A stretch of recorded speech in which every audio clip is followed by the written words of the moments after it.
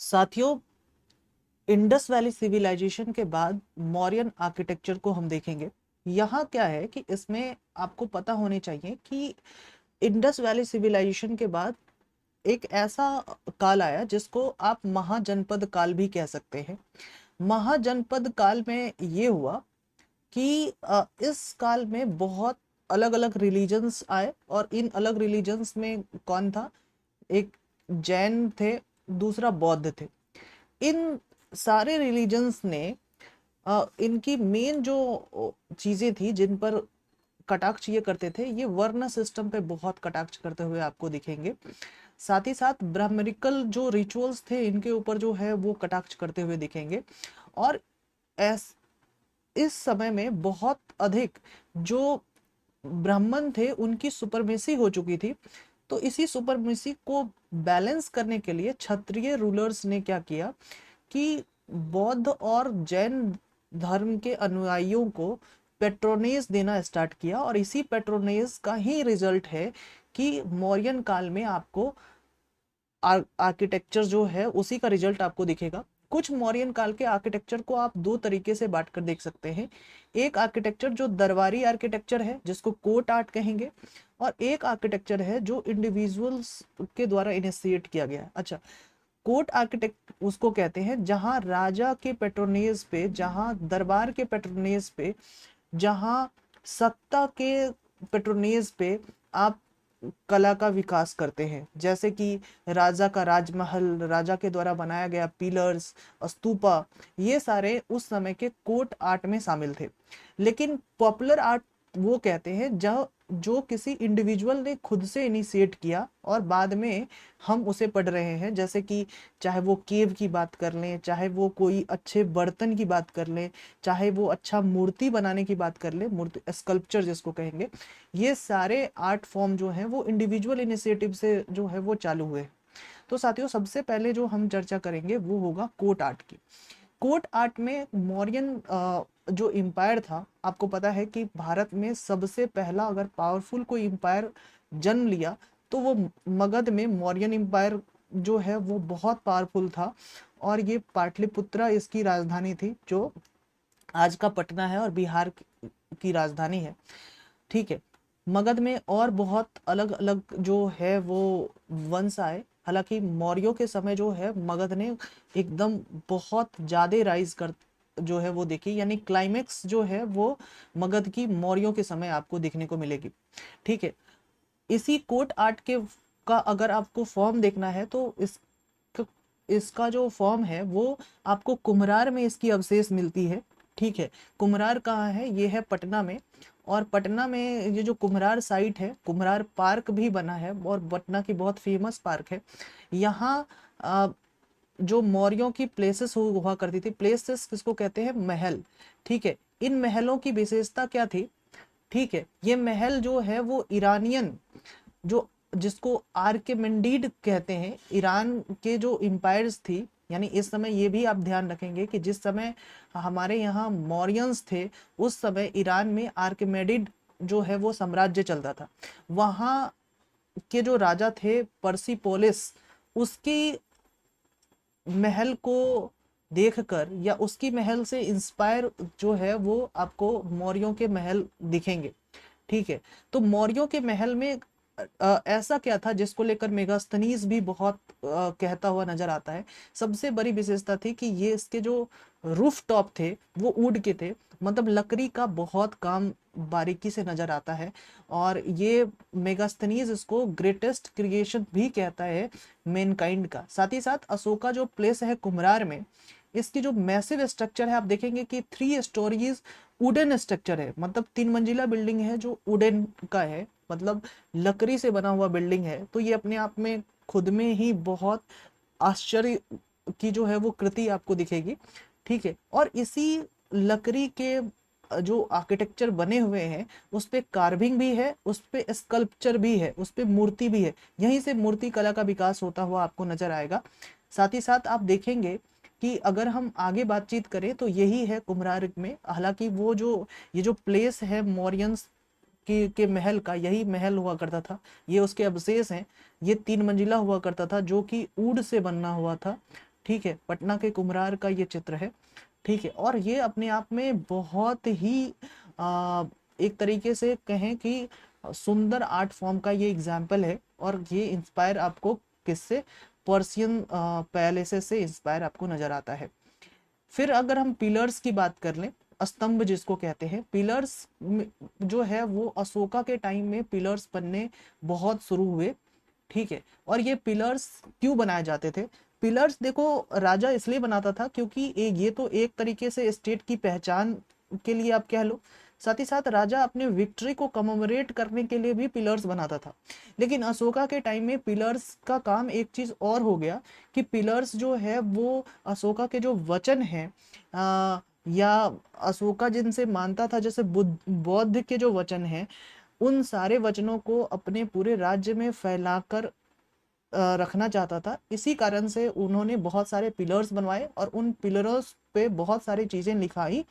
और इनके लिखाने का मकसद यही था कि उनके राज्य के लोग ये बात जान सके कि वो किस टीचिंग्स को फैलाना चाह रहा है।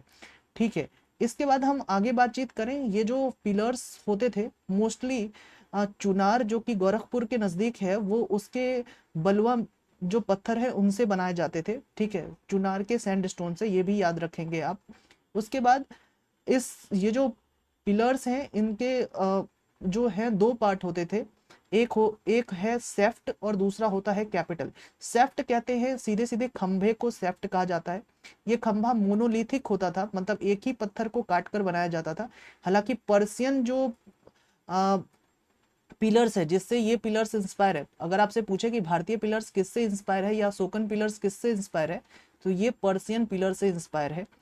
लेकिन इन दोनों में फर्क ये है कि अशोक की जो पिलर्स थी वो क्या थी, वो इंडिपेंडेंट थी, वो कहीं भी खंभा गाड़ देता था अशोक। ठीक है, लेकिन पर्शियन जो पिलर्स थे वो किसी बिल्डिंग्स के पार्ट थे। ठीक है, किसी बिल्डिंग्स के पार्ट हैं। और पर्शियन पिलर्स में ये था कि पत्थर को जोड़ जोड़ कर बनाया जाता था, लेकिन इसमें ये था कि अशोक क्या करता था कि खंभा बनाने के लिए पत्थर नहीं जोड़ता था, वो किसी एक पत्थर को पूरा कटवाता था, उसके बाद ही वो खंभा बनता था। ठीक है, तो अशोकन पिलर को अगर सीधे टेक्निकल वर्ड में कहे तो मोनोलिथिक था।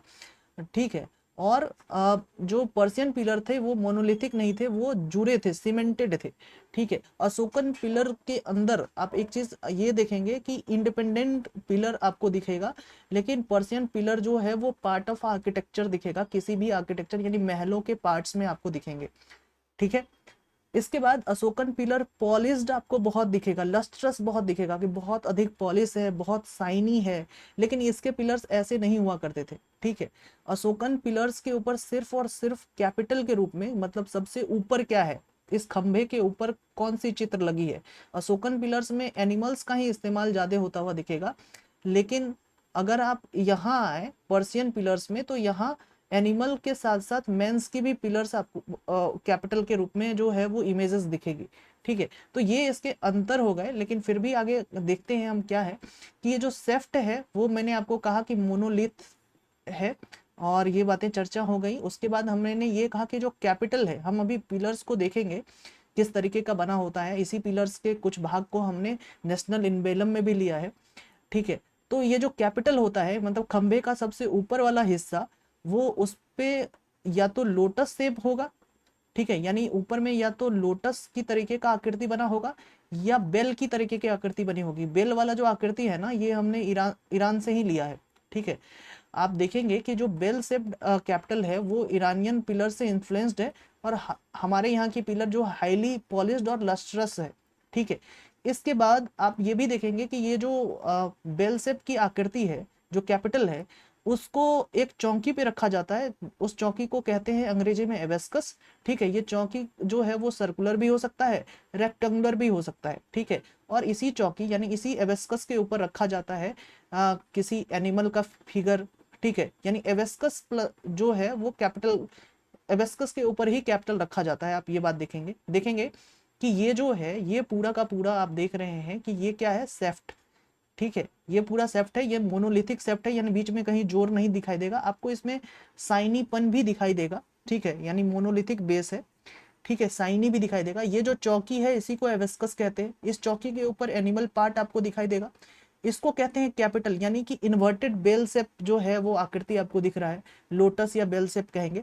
अच्छा, आप देखेंगे कि एक चीज आपको और बताएं कि ये जो हमारे यहाँ का खंभा होता था ना, ये इसको मैं खंभा खंभा कह रहा हूँ, पिलर्स, ये खंभे में ये नीचे जो देखो, नीचे में बेल शेप नहीं है, लेकिन ईरानी पिलर्स में ऊपर भी बेल शेप होता था और नीचे भी बेल शेप जो है वो आकृति होती थी।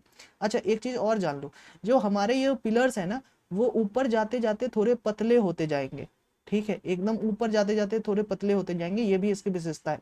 लॉरिया लंदनगर्ड, लॉरिया अरारेज, यहाँ तक आपको पिलर्स दिखाई देगी। हमारा नेशनल एम्ब्लेम में भी ये जो है वो पिलर्स आपको दिखाई देंगे। हमने सांची सॉरी सारनाथ के जो पिलर्स हैं वहां के एवेस्कस और एनिमल पार्ट को अपने नेशनल एम्ब्लेम का पार्ट बनाया है। साथ ही साथ आप देखेंगे जो एवेस्कस है सारनाथ का, वहाँ 4 एनिमल आपको दिखाई देंगे। इस 4 एनिमल में जो चारों डायरेक्शंस में है और चारों डायरेक्शंस को रिप्रेजेंट भी करते हैं, इसमें एक दौड़ता हुआ गैपोलिंग जिसको कहते हैं हॉर्स, जो वेस्ट की तरफ दौड़ रहा है, ईस्ट की तरफ यानी पूर्व की तरफ, सूर्य की तरफ जो है वो जो दौड़ रहा है एलिफेंट, बुल जो है वो साउथ की तरफ जो दौड़ रहा है, और लायन नॉर्थ की तरफ दौड़ रहा है। ये सारे जो एनिमल्स हैं वो एक दूसरे की तरफ दौड़ रहे हैं। ये बताता है कि ये किस तरीके से जो अस्तित्व की जो खेल है वो कब तक चलती रहेगी, यानी इटर्निटी तक, जो ये व्हील ऑफ एग्जिस्टेंस को दिखाता है। ये सारे एनिमल्स जो है भगवान बुद्ध से किसी ना किसी तरीके से जुड़े हैं। अगर हम बात करें एलिफेंट की, तो एलिफेंट ये भगवान बुद्ध की जो माता जी थी माया, उनके ड्रीम में एक वाइट एलिफेंट आता है उनके वोम्ब में, उनके कोख में। इसको डिपिक्ट करते हुए जो है वो उन्होंने, माया ने एक सपना देखा था कि एक वाइट एलिफेंट उनके कोख में एक बच्चे के रूप में आ रहा है, ठीक है, तो इसलिए एलिफेंट को लगाया जाता है। बुल जो है वो वृषभ जिसको कहेंगे, वृषभ साइन को जो है वो दर्शाता है। आपने देखा होगा कि जो हमारी राशि है, जो वृषभ राशि है, उसको दर्शाता है, क्योंकि इसी जो मंथ है, उसी महीने में भगवान बुद्ध का जन्म हुआ था। तो बुल जो है भगवान बुद्ध के जन्म का प्रतीक एक तरीके से आप देख सकते हैं। हॉर्स जो है भगवान बुद्ध ने घर छोड़ते हुए उनके एक चहेते घोड़े जिनका नाम कंथक था, उसको अपने साथ लेकर आए थे। तो ये एक तरीके से प्रिंसली लाइफ को छोड़ने का एहसास दिलाने की बात है। हॉर्स इसलिए डिपिक्ट किया जाता है। साथ ही साथ ये जो लायन है ये बहुत इंपॉर्टेंट है, ये याद रखना। ये जो लायन है, लायन ये बात इंकित करता है कि भगवान बुद्ध ने इनलाइटमेंट हासिल की, अटेनमेंट ऑफ इनलाइटमेंट सोज करता है। ये बहुत बार एमसीक्यूज में पूछे गए हैं। इसके बाद नेशनल एम्ब्लेम में देवनागरी स्क्रिप्ट में, ठीक है, सत्यमेव जयते लिखा है, जिसका मतलब होता है कि सत्य की हमेशा जीत होती है। और ये देवनागरी स्क्रिप्ट में लिखा गया है और बार बार पूछा जाता है कि इसे कहाँ से लिया गया है, तो इसके मांडुक्य उपनिषद से लिया गया है। ये भी बातें आप याद रखेंगे। जो चीजें मैंने रेड में कर रखी है वो कई बार बार फ्रिक्वेंटली एग्जाम में पूछे जाते हैं, ठीक है। इसके बाद आप देखें कि ये जो कैपिटल है इसके ऊपर जो है वो अलग अलग आप देखेंगे कि बहुत सारे व्हील्स आपको दिखाई देंगे। अभी आपको हम दिखा रहे हैं नेशनल एम्ब्लेम की तस्वीर, और उसमें भी जो भारत सरकार की वेबसाइट से दिखाएंगे आपको, तो वहां भी आप देखेंगे कि व्हील होगी। हाँ, मतलब एक चक्र है जो धर्म चक्र की बात करता है। धर्म चक्र क्या था? धर्म चक्र परिवर्तना जो कहते हैं, बुद्ध जब अपनी पहली टीचिंग्स कहाँ उन्होंने दी थी? सारनाथ में दी थी। और इसी टीचिंग को कमेमोरेट करने के लिए जो है वो व्हील्स ऑफ लॉ जो है वो दिखाया गया है, ठीक है। तो आप इस तरीके से देख सकते हैं। और जो 4 लायन है वो सिंबलाइज करते हैं कि बुद्ध की जो स्प्रेडिंग है, सरमन की स्प्रेडिंग है, बुद्ध के जो प्रवचन है वो चारों दिशाओं में फैलते जा रहे हैं। ये बातें आप देखेंगे। ये देखिए, आप सत्यमेव जयते में ये मैंने कहा कि ये जो धर्म चक्र प्रवर्तनाई को दिखाता है। ये जो आप देख रहे हैं कि सत्यमेव जयते कौन से मतलब देवनागरी स्क्रिप्ट में लिखा गया है। इसके बाद आप देखेंगे कि 4 लाइन है जो दिखा रहा है कि चारों तरफ जो है भगवान बुद्ध की जो है वो टीचिंग्स जा रही है, ठीक है। इसके बाद आप देखेंगे कि यहाँ आप एक जो एनिमल पार्ट लिया गया है, साथ ही साथ एबेस्कस लिया गया है, ठीक है। और नीचे जो है मांडुक्य उपनिषद से सत्यमेव जयते को लिया गया है। ये भी बात है, पहले बेल सेप भी थी लेकिन इसको ओमिट कर दिया गया। 26 जनवरी 1950 को हमने नेशनल एम्बेलम को जो है वो क्या किया है, उसको एडॉप्ट किया है। ठीक है, तो ये बातें गवर्नमेंट की वेबसाइट से मैंने आपको दिखाई। अब एक बात है कि ये देखो कि इसी तरीके से सांची की जो स्तूपा है वहां भी हर जगह पिलर्स जो है वो बने, और आप देख रहे हो कि ये सांची के स्तूपा पे जो है इस तरीके के पिलर्स आपको दिख रहे हैं। ठीक है, स्तूपा क्या है, स्तूपा के बारे में थोड़ी बातें जान लें और फिर इस पर हम चर्चा करेंगे। स्तूपा में जो स्तूपा ये था कि जो वैदिक समय में क्या होता था कि जब कोई आदमी की मृत्यु होती थी, उस आदमी के को जहाँ दफनाया जाता था उसके ऊपर एक छोटे से मतलब उसको आइडेंटिफाई करने के लिए ऐसा किया जाता था कि उसको एक छोटे तरीके से, अभी अभी भी ऐसा होता है कि जहाँ किसी को दफनाया जाता तो उसके ऊपर से थोड़ी लेप, मिट्टी की लेप लगा दी जाती है। इसी को कहा गया था स्तूप। ठीक है, तो स्तूपा वॉज द ब्यूरियल मॉन्ड्स। ठीक है, धीरे धीरे ये तो वैदिक कल्चर में इस तरीके की बात थी। ठीक है, जलाने की प्रथा नहीं थी उस समय। ठीक है, ये सिर्फ और सिर्फ क्या किया जाता था कि दफनाया जाता था। बाद में इसी को पॉपुलराइज किया गया किसके द्वारा, बुद्धा के द्वारा। ठीक है, जो बुद्धिस्ट लोग हैं उन्होंने स्तूपा के जो कल्चर है उनको पॉपुलराइज किया। स्तूपा का जो स्ट्रक्चर ऐसा होता है कि एक अंड होता है, अंड जो ये ओवल टाइप का स्ट्रक्चर है उसको अंड कहेंगे।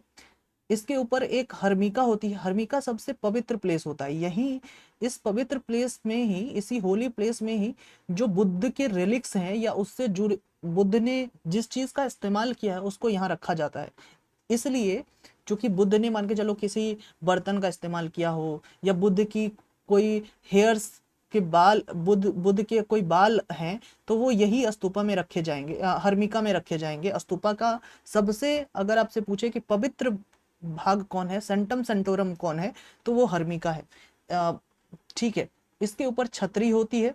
ठीक है, जो ये तीन जो है त्रिरत्न आपको दिखेगा इसके ऊपर। ठीक है, इसके बाद ये आप देखेंगे कि ये है वेदिका। वेदिका मतलब रेलिंग होता है एक तरीके से, जिस जो आप कह लें। ये है प्रदक्षिणा पथ, ये है तोरण, तोरण कहते हैं गेट। ठीक है, गेट है, इस गेट से जाएंगे। ये है मेढी, मतलब ऐसे करके आप चढ़ेंगे और फिर उसके ऊपर फिर मतलब 2 बार आपको चढ़ना पड़ेगा। एक प्रदक्षिणा पथ हो गया और दूसरे पहले जो है मेढी से आप चढ़ेंगे। ठीक है, धीरे धीरे आप फिर प्रदक्षिणा पथ पे चढ़ेंगे और प्रदक्षिणा पथ पे चढ़ने के बाद जो है आपको एक तरीके से आपको पूरे पूजा करने का भाव जो है वो नजर आएगा। स्तूपा को देखते हैं। स्तूप को मैंने पहले ही कहा कि वैदिक पीरियड में जो है स्तूपा एक ब्यूरियल माउंट्स की तरह काम करता था। ठीक है, इसमें धीरे धीरे क्या हुआ कि स्तूपा का रिप्रेजेंटेशन होने लगा कि वहां अगर कोई लोग मान के चलो गंगा किनारे उनको दफनाया गया है तो वहां से उसकी हड्डी जो है, या जलाया गया तो वहां से उसकी हड्डी ले ले आई गई और घर के बगल में ही उसका एक मंदिर स्थापित कर दिया गया। ठीक है, तो यही है, रेलिक्स और एसेस जो है उसके लाए गए और उसको इसी स्तूपा में जो है वो रखा गया। ठीक है, इसके बाद आप देखेंगे कि during the period of Ashoka, Ashok ने जो है एकदम रज के स्तूप बनाया। अशोक के टाइम को स्तूप आर्किटेक्चर का क्लाइमेक्स कहा जा सकता है। अशोक ने 84,000 स्तूप बनाए। ठीक है, अपने जमाने में। ठीक है, तो जो वैदिक ट्रेडिशन था स्तूप को किसी के मरने के बाद उसको आइडेंटिफाई करने के लिए, या उसको जहां दफनाया गया है उसके ऊपर मिट्टी का लेप लगा दिए कि अच्छा अच्छा ठीक है कि इसको बाद में पता तो हो कि यहीं उसको दफनाया गया है। ठीक है, तो उसके बाद जो है इसके ऊपर क्या किया जाने लगा कि मंदिर बनाए जाने लगे। ठीक है, तो ये जो वैदिक ट्रेडिशन था इसको बुद्धिस्ट ने पॉपुलराइज किया। जब भगवान बुद्धा की मृत्यु हो गई तो उनके अनुयायियों ने इसको जो है वो पॉपुलराइज किया। इसके बाद बुद्ध की मृत्यु के समय क्या हुआ कि 9 स्तूपे बनाए गए। 9 स्तूपों में से 8 स्तूप जो है वो तो बुद्ध के जो रेलिक्स थे, बुद्ध के जो अवशेष थे उन पर बनाया गया, और 9वां स्तूप जो है वो जहां बुद्ध, जिस पोर्ट में बुद्ध की स्तूप रेलिक्स को रखा गया था उस पे बनाया गया। तो आप कहेंगे कि बहुत जगह लोग 8 ही स्तूप को मार के आते हैं कि बुद्ध के मरने के बाद कितने स्तूप बनाए गए, 8। लेकिन ये गलत है, 9 स्तूप बनाए गए। 8 में तो बुद्ध के जो रियल रेलिक्स थे, किसी में बाल है, किसी में हड्डी है, उसके बेसिस पे 8 स्तूप बनाए गए, लेकिन 9वें स्तूप जिस पोर्ट में ये सारे रिलिक्स रखे गए थे उस पोर्ट को रख के हर्मिका में वो उस पोर्ट को रखा गया, उसके ऊपर पूरे जो है वो स्ट्रक्चर तैयार किया गया, तो 9 स्तूप पूरे बनाए गए। ठीक है, ये बातें आपको ध्यान में रखनी है। इसके बाद एक चीज आपको बता दें, जैसा कि मैंने बताया कि आप देखेंगे कि कोई किसी के मरने के बाद उसके ऊपर मिट्टी का लेप लगाया दिया जाता है, मतलब अनबर्न्ड ब्रिक से पहले बनाई दी जाती है, फिर बाद में धीरे धीरे उसको उसी के ऊपर जो है एक बर्न ब्रिक से बनाया दी जाती है। तो यानी कोर पार्ट जो है वो टेम्पररी ब्रिक्स से जो है वो बनाया जाता है, और आउटर सरफेस जो है वो बर्न ब्रिक्स से बनाया जाता है। ठीक है, और इन सारे ब्रिक्स में आप देखेंगे कि प्लास्टर का भी जो है वो पार्ट आपको दिखेगा। ठीक है, इसके बाद हम आगे बढ़ रहे हैं, जो मेढ़ी और तोरण है, मतलब कि जैसे तोरण का मतलब जो गेट है, ठीक है, उस गेट पे आप बहुत डेकोरेशन देखेंगे, और ये सारे डेकोरेशन जो हैं वो मूर्ति के रूप में आप देखेंगे। ठीक है, वुडन आर्किटेक्ट स्कल्पचर के रूप में देखेंगे। ठीक है, और ये सारे जो वुडन स्कल्पचर हैं आप तोरण पे दिखेंगे, और तोरण जैसे ही गेट के अंदर आप घुसते हैं तो फिर मेढ़ी में दिखेंगे। जैसे जैसे आप ऊपर तक प्रदक्षिणा पथ तक पहुंचेंगे तो इन सारे अलग अलग जगहों में आप देखेंगे कि इस मेढ़ी और तोरण में आपको दिखने को मिलेगा वुडन स्कल्पचर। ठीक है, कब? मौर्यों के समय। ठीक है, मौर्यों के समय की बात कर रहे हैं। इसके बाद प्रदक्षिणा पथ। प्रदक्षिणा पथ ये होता है कि जैसे आप मतलब ये अंड है, इसके चारों तरफ आपको घूमना है एक बार, ताकि कि आप अपनी मनोकामना पूरा कर सके, तो इसको कहते हैं प्रदक्षिणा पथ। तो घूमने का जो स्थान है, ताकि कि आपके अंदर ऐसा हो कि आपने पूजा की है एक तरीके से। ठीक है, आपको ये पता हो ना कि आप एक बार पूजा किया आपने, यानी एक टोकन ऑफ वर्शिप आपके दिमाग में हो, इसलिए प्रदक्षिणा पथ जो है वो बनाया जाता है। ठीक है, तो 9 स्तूप कहाँ कहाँ बने? राजगृह में बने, वैशाली में बने, कपिलवस्तु में बने, अल्लाकप्पा में बने, रामाग्रमा में बने, वेथा पैदा में बने, पावा में बने, कुशीनगर में बने, और पिपालीवाना में बने। ये 9 स्तूप जो है ये ऐसे जगह पे बने। इसके बाद हम बात करते हैं, हमने प्लेसेस की बात कर ली, जहाँ हमने बात की कि वुडन आर्किटेक्चर यहाँ होता था। थर्ड मतलब 3 मंजिल की जो है वो बिल्डिंग थी, लेकिन अभी कुछ नहीं दिख रहा है। कुम्हरार पार्क है वहाँ। पिलर्स की हमने बात की, जिसमें हमने देखा कि पर्शियन से इन्फ्लुएंस ये भी है, ये भी है, लेकिन जो पिलर्स है, अशोक की जो पिलर्स है वो पॉलिश्ड है, वो मोनोलिथिक है। इसी पिलर्स में से सारनाथ के पिलर्स से हमने क्या किया, नेशनल इनवेलम को लिया, ये भी हमने देखा। स्तूपा को बनाने में हमने देखा कि हर्मिका इसका सबसे इंपॉर्टेंट पार्ट है, अंड देखा। फिर हमने इसमें तोरण की बात समझी, हमने इसमें समझा कि प्रदक्षिणा पथ क्या होता है। स्तूप की जब हम बात कर रहे थे, इसी स्तूप की बात करते समय आपको एक चीज और एग्जांपल दें, स्कल्पचर की बात, कि इसी स्तूप के डेकोरेशन में स्कल्पचर का इस्तेमाल होता है प्राइमरली। ठीक है, और स्तूप और में जो है उसके तोरण के पार्ट पे, उसके मेधी के पार्ट पे आपने देखा होगा कि बहुत अलग अलग जो है स्कल्पचर आपने जो है, अभी भी आप सांची के स्तूप पे जाएं तो उसके जो तोरण वाला पार्ट है, गेट वाला पार्ट है, उस पे वुडन जो है वो मूर्ति है लगी हुई। ठीक है, तो ये एक रिलीजियस एक्सप्रेशन दिखाता है। साथ ही साथ इसमें जो 2 फेमस स्कल्पचर है वो यक्ष और यक्षिणी की स्कल्पचर आप देखेंगे।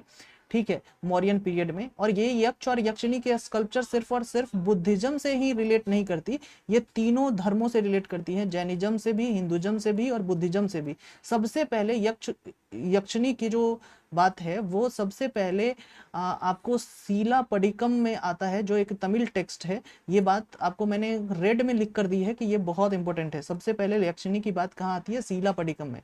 ठीक है, इसके बाद आप ये भी देखें कि जैन तीर्थंकर को ये कहा जाता है कि ये एसोसिएट हैं यक्षी से, यानी यक्षी की जहां जहां मूर्ति मिलती है, ऐसा माना जाता है कि ये जैन तीर्थंकर को जो है वो एक कमोरेट करने की बात चल रही है। इसके बाद केव आर्किटेक्चर की बात करें, केव आर्किटेक्चर जो है वो रॉक कट आर्किटेक्चर है। ये एक तरीके से आप देख रहे हैं कि एक तरीके से हम लोग पॉपुलर आर्ट की तरफ आ चुके हैं। पॉपुलर आर्ट में केव आर्किटेक्चर को हम देख रहे हैं। केव आर्किटेक्चर में शुरुआत में सबसे पहले क्या हुआ कि मौर्यन के समय में केव को आजीविक जो संप्रदाय वाले लोग थे उन्होंने लिविंग के लिए इस्तेमाल किया। केव कोई रिलीजियस प्लेस नहीं था मौर्यन के समय में, वो लिविंग के लिए इस्तेमाल सबसे पहले उन्होंने किया आजीविक सेक्ट के द्वारा। लेकिन बुद्धिस्ट जो मोनेस्ट्री थी, बुद्धिस्ट जो मठ था, उन्होंने केव को बाद में प्रचलित कर दिया और केव का इस्तेमाल मौर्यन पीरियड के समय केव जो है बहुत पॉलिश्ड होने लगे और इसके जो इंटीरियर वॉल्स थे वो बहुत डेकोरेटिव होने लगे। ठीक है, बहुत इसके जो गेट हैं वो बहुत डेकोरेटिव होने लगे। आप देखेंगे जैसे कि बराबर केव का एग्जाम्पल है, बिहार के गया में है।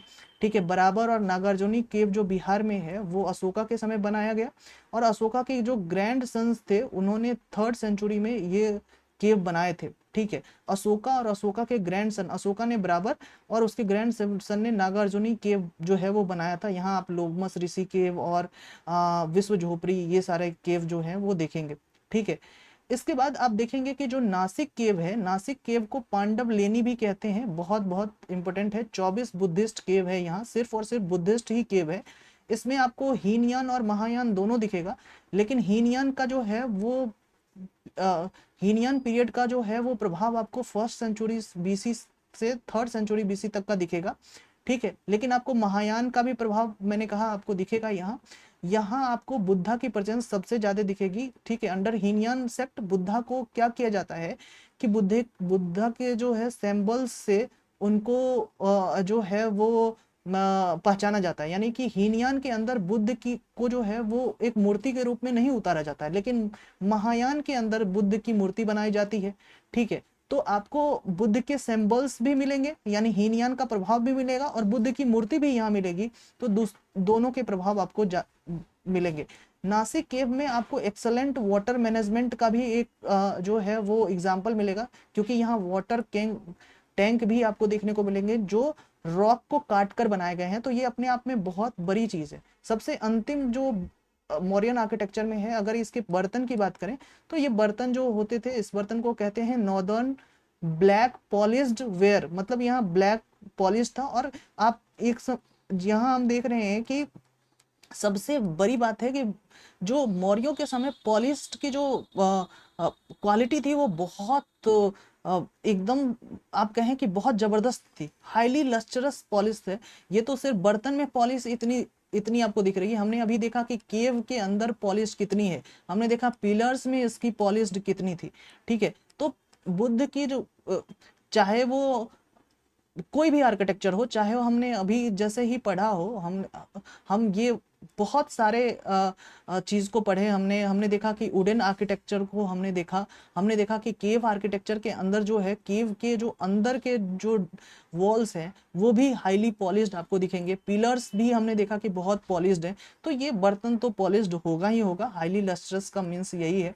ठीक है, और बर्तन का इस्तेमाल were generally used as luxury items, बर्तन उस समय बहुत लग्जरी होते थे। और they are often referred as the highest level of pottery, जो NBPW जो है वो हाईएस्ट लेवल ऑफ पोट्री है। क्योंकि अभी भी देखो कि अगर हम बर्तन का इस्तेमाल, अभी सोचो कि अभी कोई सोने का बर्तन का इस्तेमाल कर रहा है, ठीक है, तो हम मानेंगे कि वो बहुत अमीर है। उस समय अगर सिर्फ छोटे ही बर्तन का कोई इस्तेमाल कर रहा है, मान के चलो कि किसी भी चीज का बना हुआ बर्तन और हाईली पॉलिश्ड बर्तन है, अच्छा दिख रहा है, तो उस समय का वो बहुत अमीर आदमी होगा। तो ये एक लग्जरी का उस समय जो है वो बात होता था। अभी भी आप कई बड़े बड़े घर में जाएं तो बर्तन की अलग अलग क्वालिटी आपको दिखेगी। तो बर्तन भी एक स्टेटस सिंबल बनता है, बर्तन भी एक तरीके से जो है वो आपके डेकोरेशन, घर के डेकोरेशन में काम में आता है। ठीक है, तो इसलिए हम बर्तन को पढ़ रहे हैं। आप सोचेंगे कि क्या बर्तन को हम क्यों पढ़े, बर्तन भी जो है आपके कल्चर का पार्ट होता है। ठीक है, बर्तन से भी आप ये पता लगा सकते हैं कि उस समय के लोगों में कितनी सारी चीजें हैं। बर्तन के ऊपर अगर कोई ज्योमेट्रिकल फिगर है तो आपको ये पता हो सकता है कि उस समय के लोगों को मैथ आता था, उस समय के लोगों को जो है वो शेप बनाना आता था, लिखना आता था। ठीक है, ये एक रंग का ज्ञान था उस समय के लोगों को। तो बर्तन से बहुत सारी चीजें जो हैं वो आपको जो है वो निकल कर सामने आती हैं। ठीक है, so thank you very much.